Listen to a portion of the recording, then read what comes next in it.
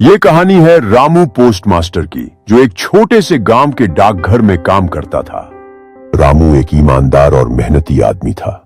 वह रोज गांव के लोगों की चिट्ठियां और पैकेट्स समय पर पहुंचाने के लिए जाना जाता था। पर एक दिन कुछ ऐसा हुआ जिसने उसकी जिंदगी हमेशा के लिए बदल दी। गांव के डाकघर के पास एक पुराना बगीचा था, जो भूतिया बगीचा के नाम से मशहूर था। गांव में लोग कहते थे कि वहां आत्माएं भटकती हैं। वह सोचता था कि ये सब बस लोगों की बातें हैं। एक रात की बात है, रामू को अचानक डाकघर में एक चिट्ठी मिली जिस पर लिखा था, श्री रामू पोस्टमास्टर, खुद पढ़ो और रात को डिलीवर करो। रामू ने सोचा, ये चिट्ठी तो मेरे नाम पर ही है। उसने वह चिट्ठी खोली और पढ़ना शुरू किया। रामू को पहले तो लगा कि किसी ने मजाक किया है, पर फिर उसने देखा कि घड़ी में 11:45 हो चुके थे। उसे थोड़ा अजीब सा लगा, पर वह ठान चुका था कि यह किस्सा खत्म करना है। रामू ने हिम्मत जुटाई और अपनी टॉर्च लेकर बगीचे की ओर चल पड़ा। चारों ओर घना अंधेरा था और हवा तेजी से चल रही थी।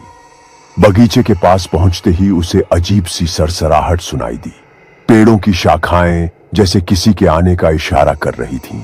अचानक उसकी टॉर्च की रोशनी अपने आप बंद हो गई। रामू के पसीने छूट गए। तभी उसे दूर से एक हल्की सी आवाज सुनाई दी, जैसे कोई उसका नाम पुकार रहा हो। वह डरते डरते आगे बढ़ा और देखा कि एक बूढ़ा आदमी वहां खड़ा है, सफेद कपड़ों में लिपटा हुआ। रामू ने उससे पूछा, कौन हो तुम? यहां क्या कर रहे हो? बूढ़े आदमी ने अपनी आंखें उठाई और बोला, मैं वही हूं जिसकी चिट्ठी तुमने पढ़ी। मैंने तुम्हें यहां बुलाया है। रामू की घबराहट बढ़ती जा रही थी। उसने देखा कि उस बूढ़े की आंखें बिल्कुल सफेद थीं, बिना पुतलियों के। रामू ने डरते हुए कहा, क्या चाहते हो तुम? बूढ़ा आदमी हंसते हुए बोला, मैं यहां पिछले 100 सालों से इंतजार कर रहा हूं। मैं भी एक पोस्टमास्टर था और इसी डाकघर में काम करता था। एक दिन मुझे भी ऐसी ही एक चिट्ठी मिली थी। मैंने उसे नजरअंदाज कर दिया और तभी से मैं इस भूतिया बगीचे में फंसा हुआ हूं। अगर तुम चाहते हो कि तुम मुझसे मेरी जगह ले लो, तो आज रात यहां से बिना डरे गुजरना होगा। रामू के रोंगटे खड़े हो गए। वह समझ गया कि यह सब कितना खतरनाक है। उसने पीछे मुड़ने का फैसला किया, लेकिन जैसे ही वह मुड़ा, उसका रास्ता पेड़ों की शाखाओं ने घेर लिया। हर तरफ से आवाजें आने लगीं, रामू, रामू, भाग मत, हमसे बच नहीं पाओगे। रामू के पैर कांपने लगे और वह घबराहट में इधर उधर देखने लगा।